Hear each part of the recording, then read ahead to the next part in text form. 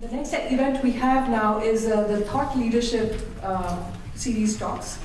And the first of our speakers is Anima Anandkumar, who will be speaking about my research journey, data science through an interdisciplinary lens. We will have the next speaker, Dr. Carolyn Simard, on unconscious bias and how to mitigate it.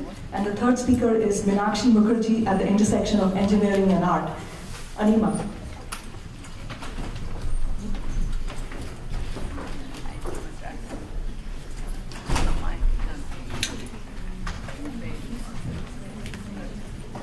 Can everyone hear me? This is really a great honor, and it's really a privilege to be sharing the stage among such stalwarts, and especially like to thank the organizers and Meenakshi for giving me this opportunity. So today I'll just give a very brief glimpse of how data science is one of the foremost challenges of the current and future times, and how I'm doing research to tackle these challenges, how I've gone about it, and how my training in various different interdisciplinary areas has helped me achieve this goals. Thanks. So today we have data from various different sources, and we are generating and collecting it at ever increasing pace. There's like video being uploaded every minute. There's tweets. There's lots of genomic data. So data of every kind is being generated and collected. So this should be good news, right? With lots of data, we can do a lot of things, but there are also challenges. So the challenge comes in that most of this data is unstructured and not well collected. These are data that are just you get them, but you don't have much control on how well curated the data is. Yeah, thank you.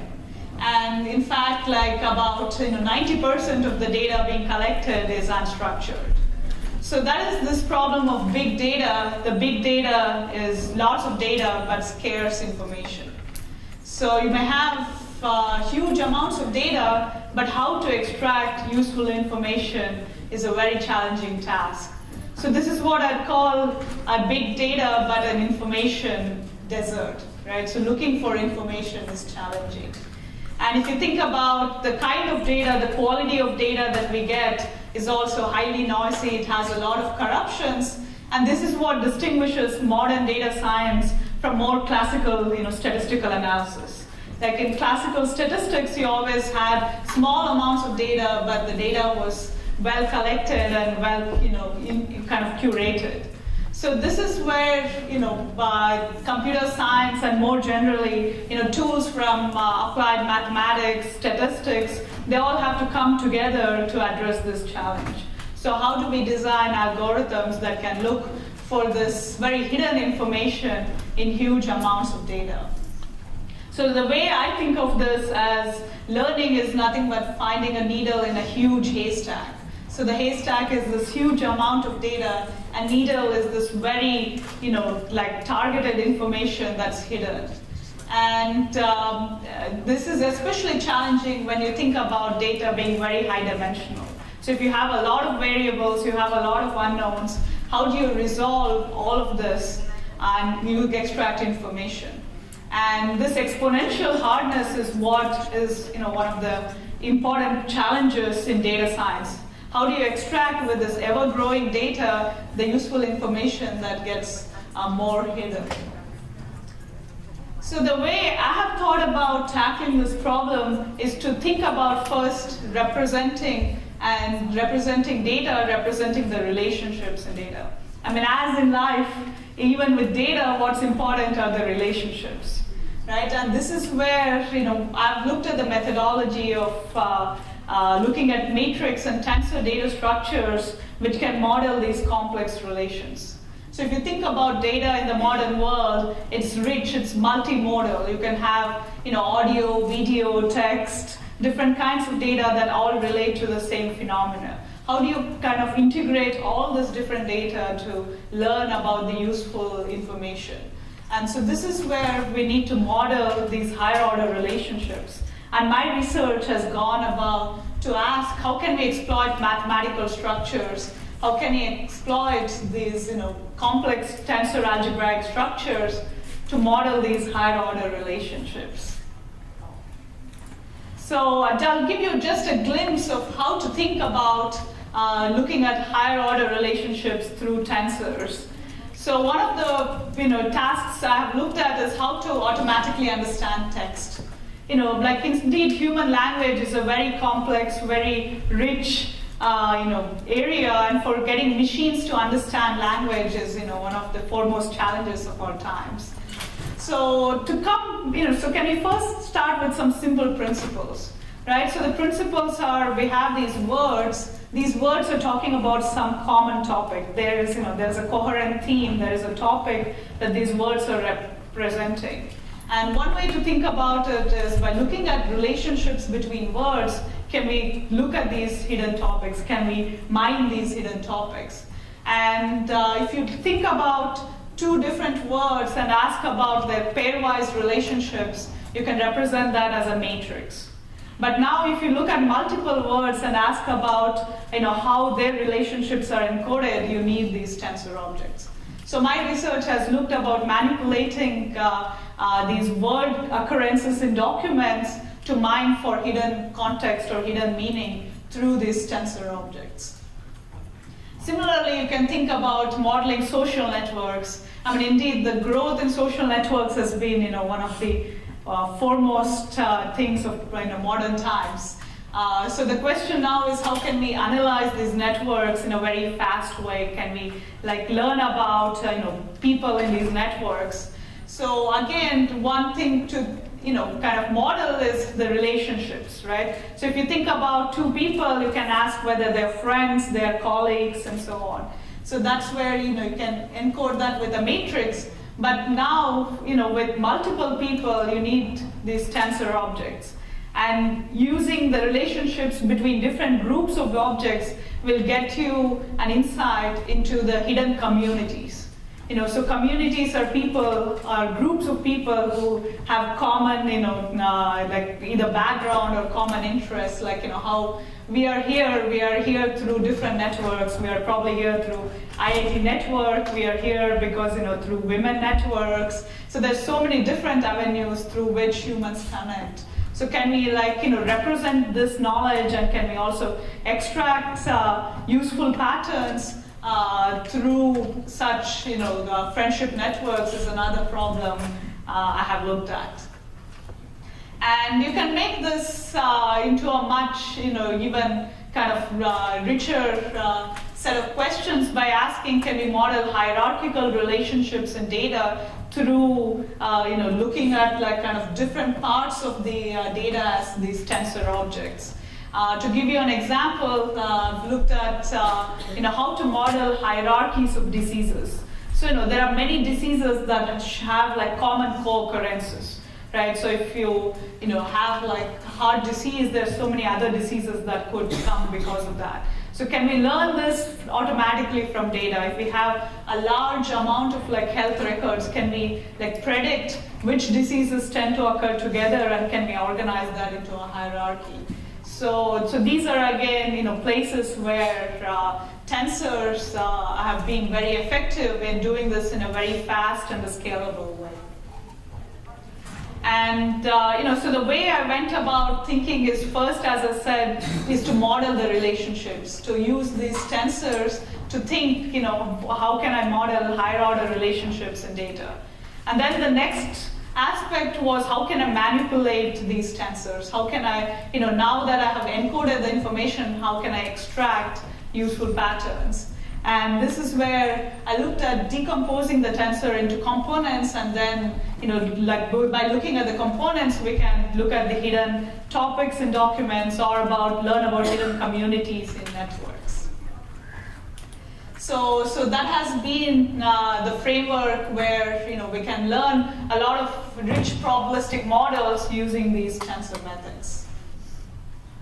And we've shown a huge advantage over many traditional methods by looking at fast distributed algorithms for they're implementing these tensor algorithms. So, my journey of how I went about doing this was, I started with electrical engineering in IIT Madras, and for my undergraduate thesis, I was interested in biometrics and using many signal processing principles, to do fast biometrics. And then, I went into this IoT or sensor network space in Cornell and designed, again, efficient algorithms that could collect data in an energy efficient way and at the same time process for extracting useful information in a fast and distributed manner. And since then, I've worked in a number of different areas that requires these same basic principles. The fundamentals are what I have tried to have very firm understanding of. They consist of probabilities, statistics, algorithms. So having this, I think, a hold on fundamentals has helped me move seamlessly across a lot of different areas.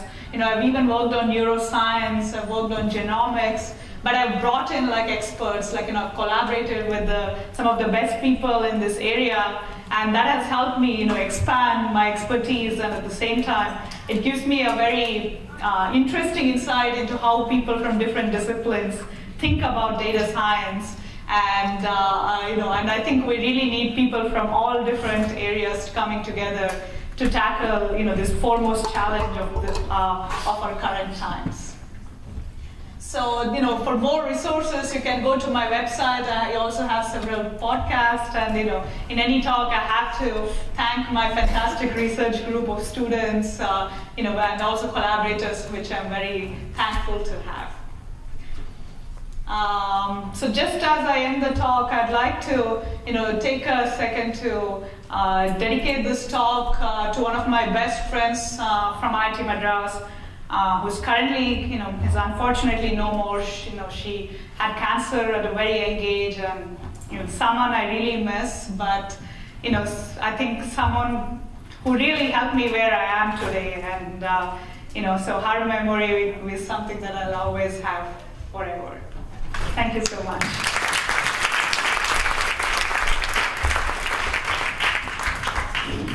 Are there time for questions, or how does it work? Good questions for this. Okay. Thank you so much. Actually, but before we have Carolyn go up, I just wanted to actually announce that we have a break after the two speakers. So if you can please minimize the sound, that would be nice.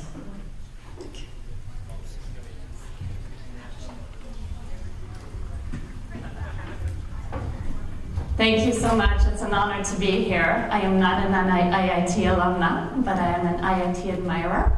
I am the Director of Research at the Clayman Institute for Gender Research at Stanford University. And before Stanford, I was Head of Research and Executive Programs at the Anita Borg Institute for Women in Technology, so working with Tali. I was involved with the first Grace Hopper India, which was one of the best memories of my professional life. And so my career has really been spent sitting at the intersection of social science research and action in actual workplaces to try to advance women in technology. So what I'm going to share with you today is a little bit of the research that we're doing to give people the tools to see unconscious bias in the workplace, and then the tools to block it. And so there was a lot of conversation earlier about what can women do, what can organizations do, and I'm hoping that you will all be armed with some tools to deal with the specific dynamics of unconscious bias. So first, just to put in context, women are underrepresented in all spheres of leadership. A lot of people in tech, we say, wow, there's a pipeline problem. That is correct, there is a pipeline problem in technology. However, even though in most other fields, women have been earning more degrees in the US than men since 1983, we are still at this sad state of affairs, right? I was at an event where Sheryl Sandberg was speaking, and she said that when women reached 18% in Congress, the headline was, "Women take over Congress," right? And so even when we have a full pipeline graduating, we are stuck, right? And if you ever want to guess, my faculty advisor, Shelley Corral, always says, if you're not sure what the percentage is, say 17%, right? You're always going to be in the right ballpark, and it's really sad, right? And so waiting out the pipeline to fill and advance has not worked. And a lot of companies have implemented some great policies and practices, are doing a lot of efforts, right, and have kind of tackled some of the most obvious barriers, but now we're stuck with the invisible stuff that keeps our culture stuck, and that is unconscious bias.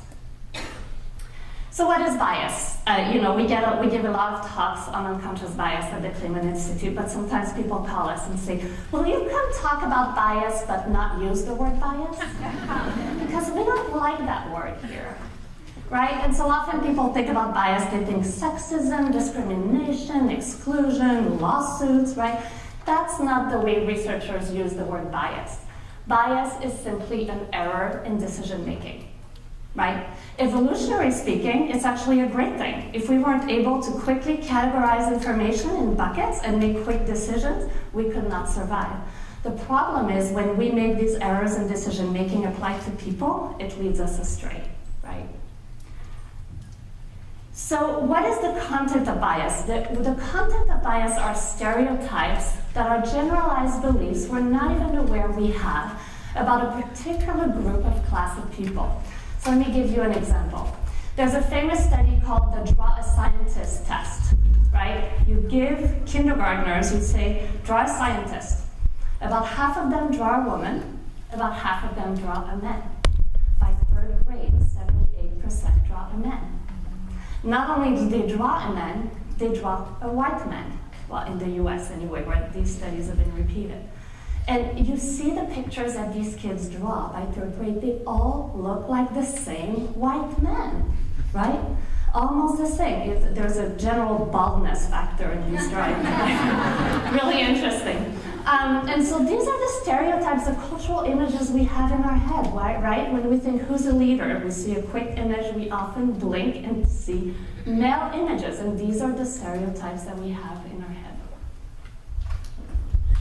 And these stereotypes function as the quick decision-making as cognitive shortcuts, right? So how do we then learn to see how bias works, but more importantly, block it so we can actually have a real meritocracy? The first thing we say is, we take a page out of Megan Smith, who's our first woman CTO of the United States. She says about this, recognize that we didn't create this, but we can fix it. Right? So the first message is for all of us to know that we have a collective responsibility to try to block bias in our workplaces. Right? And this isn't a you're doing that or I'm doing that, an accusatory, it is something that we all do, men and women alike. Right? So it's something that we all have a responsibility for fixing. We can tackle it with great engineers as a debugging process. Right? If you look at people decisions, you can start seeing where it shows up. I'm going to give you the tricks of the trade to do that.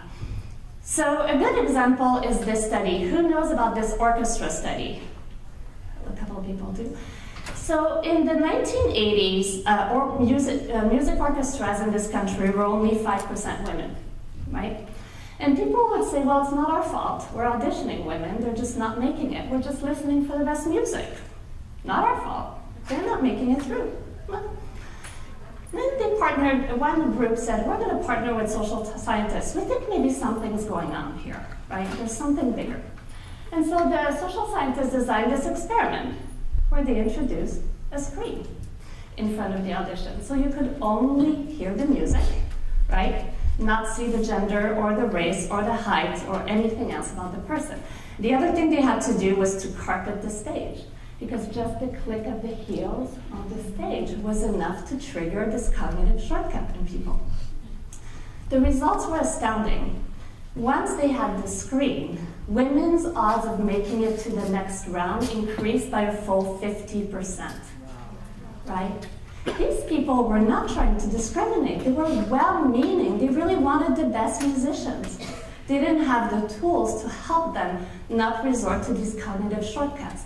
Now, all over the world, this blind audition system is in place in music orchestras, and women are 40% of musicians.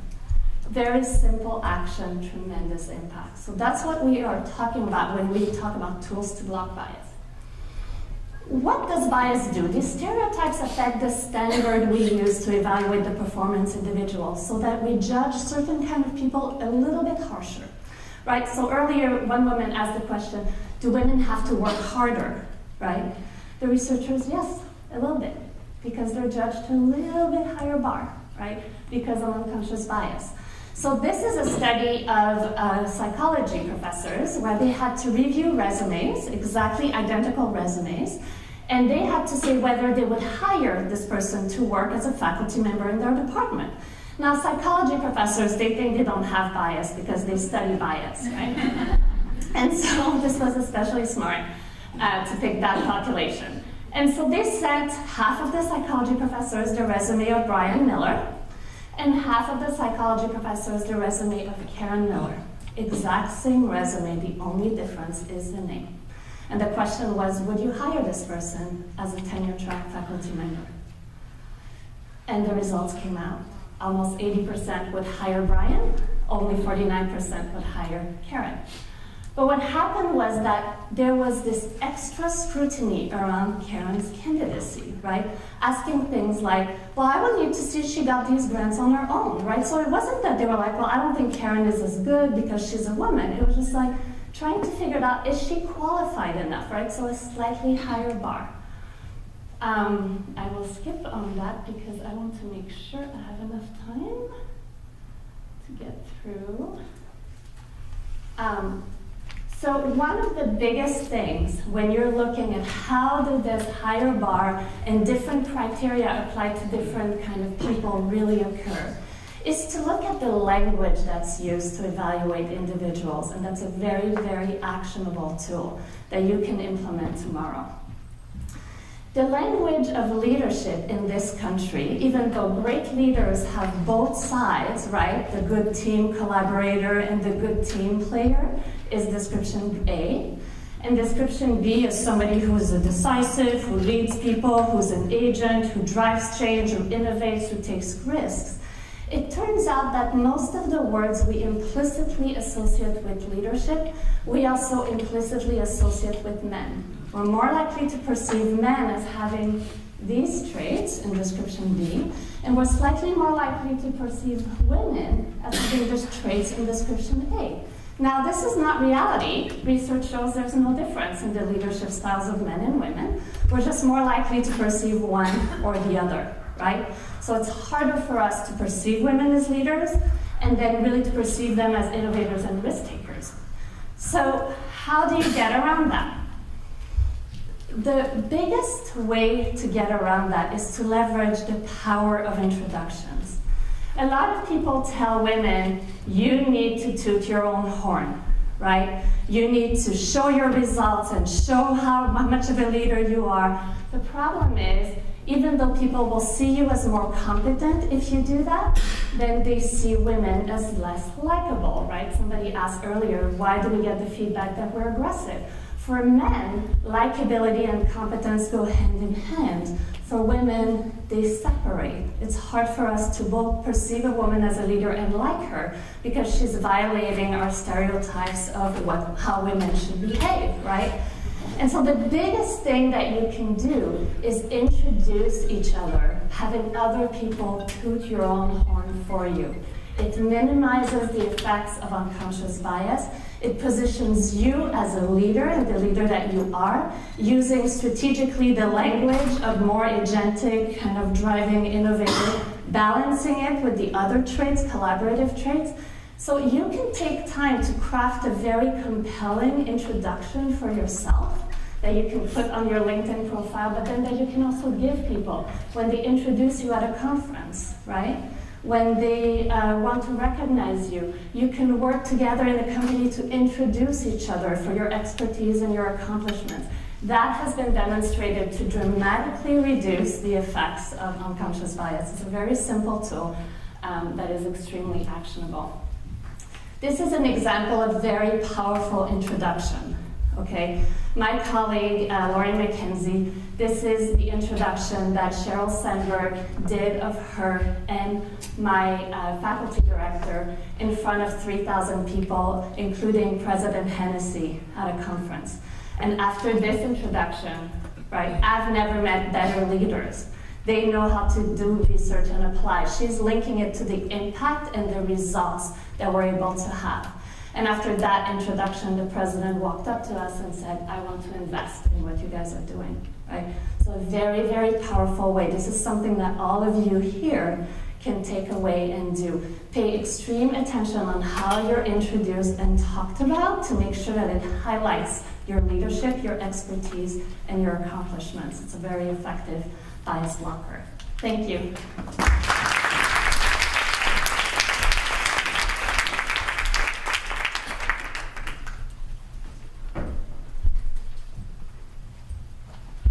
Good afternoon, everybody. It's so overwhelming to be seeing so many women engineers under one roof. I don't think I've ever seen so many of you together. My talk today is going to be about my journey to recognition in the world of mathematical origami. And I first want to thank all the volunteers and organizers for your time. Without you, this event wouldn't have been possible. And also thank you for giving me a chance to speak at this elite forum. I graduated from IIT Kharagpur with a degree in electrical engineering. That was 1985. I worked for a couple of years in India and then came to the US to do a master's degree in computer science. I worked for about a decade in the software industry, going up the ladder at a normal pace. And in the meantime, I had also gotten married and had 2 children. And things were going fine for about 10 years, but then things started getting very hectic. And I really wasn't the superwoman who could handle everything. I had the added disadvantage of my husband's workplace being really far away in Redwood Shores, and I was here in Cupertino, home and kids and my work, everything was in Cupertino. So guess who had to bear the brunt of raising the kids? It was me, and my husband wasn't as available as much as I would have liked him to be. So at one point, I thought I was doing justice neither to work nor to home. So I thought, why don't I stay home and figure things out? At the same time, my company had been bought over by another company, Oracle, in Redwood Shores, and I didn't know how to manage home and work driving so far away. So once I was home, everything of course was running smoothly. The kids were very happy, number one thing for me, and I was happy too. I was enjoying them. I could volunteer more at school, but then there was this intellectual void that needed to be filled. Now, I had always been an artistic person, and so naturally my free time got filled up with my creative side. And I just wanted to quickly share a picture of my family from about the time I left my work.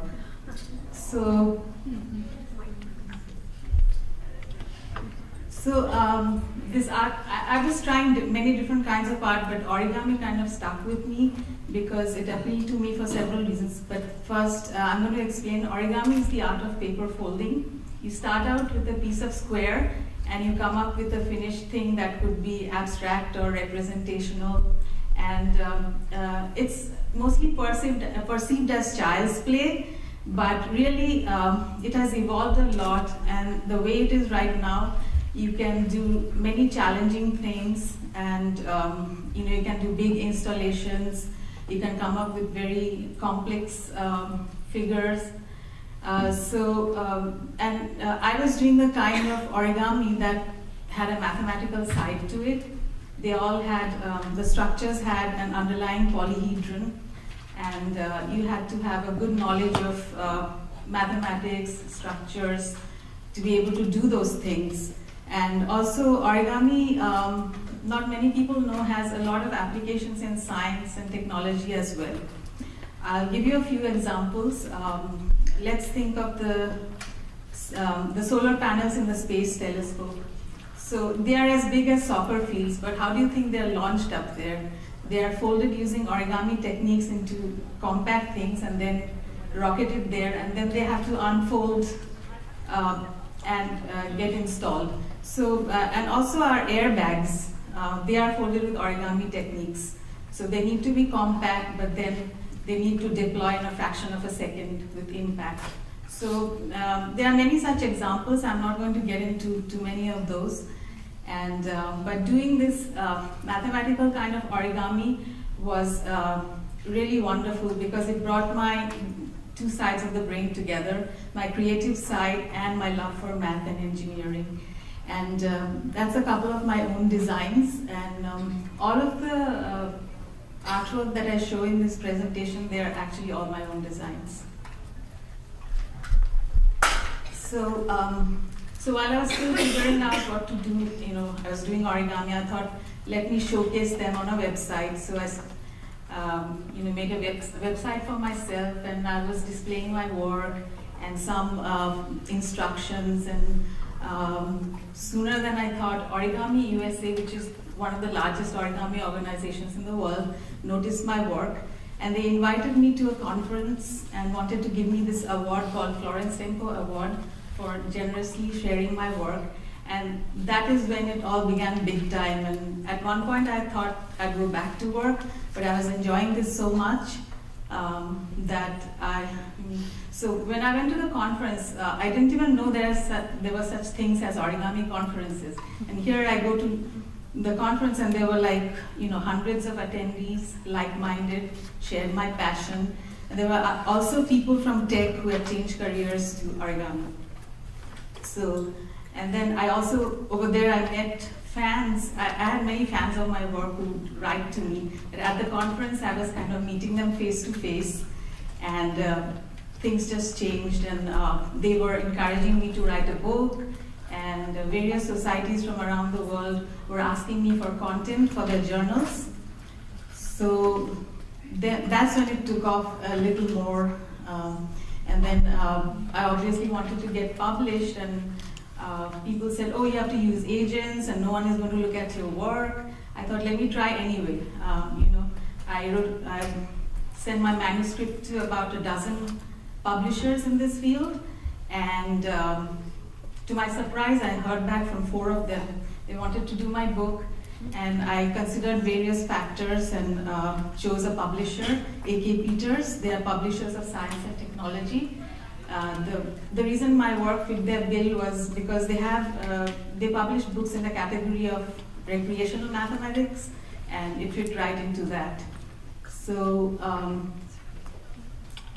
I have 5 books since 2007. My first one was Marvelous Modular Origami. It was very well received, and my publisher asked me to do more. I did 2 more in very quick succession, same subject but different designs. And then at the same time, the print-on-demand self-publishing thing was coming up, so I thought, let me try that as well. And the pros and cons of self-publishing versus publishing house are there, but I won't get into all that in today's talk. So I did 2 more self-published books. And next I had a slide on how STEM ties to origami, the kind of origami that I do. It has all these, you have to make a stable structure with various units. You can't use glue. That's the basic rule of origami, no glue, no cuts. And also making how-to instructions involves some analytical thinking. You may have complex moves that you have to depict on a piece of paper so people can follow instructions. So that involved analytical thinking. And then the last one I put in parentheses because I can't quite tie it to STEM, but I felt that having the STEM background helped. Just because for my self-published book, I was doing it all. I was like a one-woman team doing the designs, the instruction diagrams, the photography, book makeup, cover design, and everything I was doing by myself, and I just felt that having a STEM background was an advantage. And then I have 2 quick sample pages from my books. Those are the Platonic and Archimedean, some of the Archimedean solids on which my designs are based. So even though the appearance is floral, underlying structure are mathematical structures. And that's the sample instructions, just to show you how much of drawing is involved. And there is an end result from those instructions. And it's just an excerpt and the instructions, and then the underlying polyhedra, let me see, there. That's what's actually the underlying polyhedra for this design. At this point, the popularity of my work was rising. I always find at least one or more of my 5 books always in the top 50 Amazon origami books, and also various origami societies around the world started inviting me to their conferences to inaugurate, to be their special guest of honor, and I just enjoy these a lot. I love going there, meeting new people, seeing new places, seeing new cultures. I've really been enjoying, and I never imagined something like origami would take me to these heights. And just a simple hobby turned into honor was really wonderful for me. And I will conclude with some pictures from my origami journey. Here is me receiving an award from Origami USA, and there I'm at a joint mathematics meeting conference signing books at my publisher's table. There is my absolute guru, Dr. Robert Lang. He has 2 degrees from Caltech, and he was having a wonderful tech career, but he's left all of that for origami. And here is a post-conference sightseeing in Poland. And then finally, this was the latest one. I was inaugurating a conference in Bombay with the Consulate General of Japan in Mumbai. That was pretty overwhelming to be alongside with the Consulate General to inaugurate it. And so, and then finally, this is a current family picture because I showed them as younger kids. This is a very recent family picture. And thank you all so much for listening. I'd like to conclude by saying that if you can identify a field where you can make a mark, you can make a difference, just go for it. Don't hold back. Thank you.